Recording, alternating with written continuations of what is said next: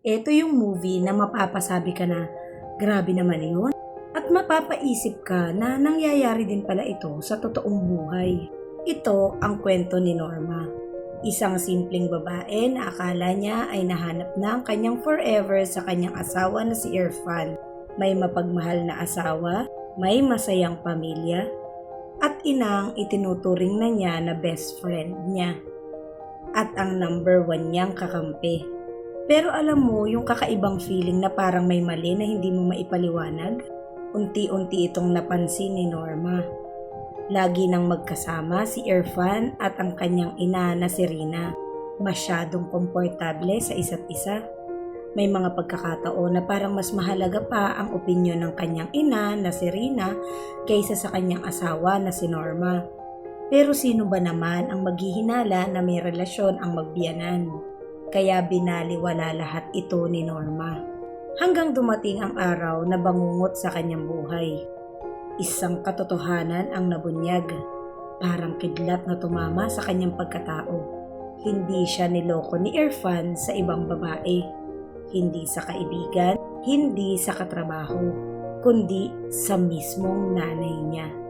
Oo, kabit ng asawa niya ang kanyang sariling ina.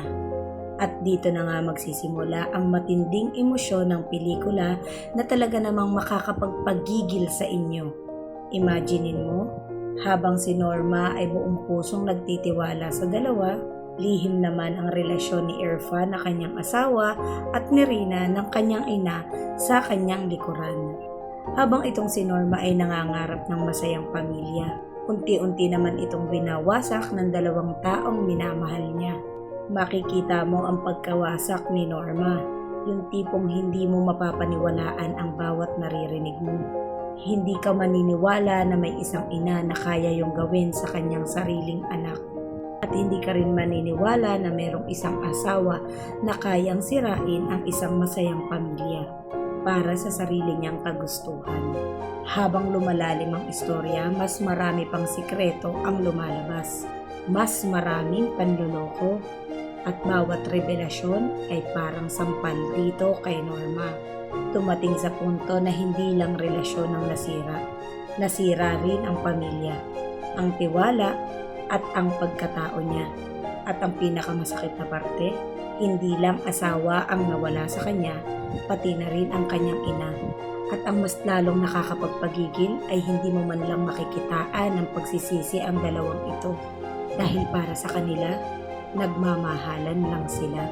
Pero sa kabila ng sakit na naranasan ni Norma ay pinilit niyang bumangon sa tulong na rin ng kanyang ama.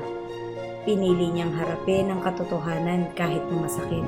Pinili niyang mahalin muna ang kanyang sarili matapos siyang wasakin ng mga taong akala niya ay mahal siya. Ang movie na ito ay based sa true story na nangyari sa Indonesia.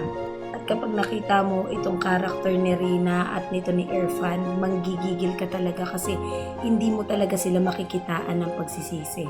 Na parang dito ay sila ang biktima.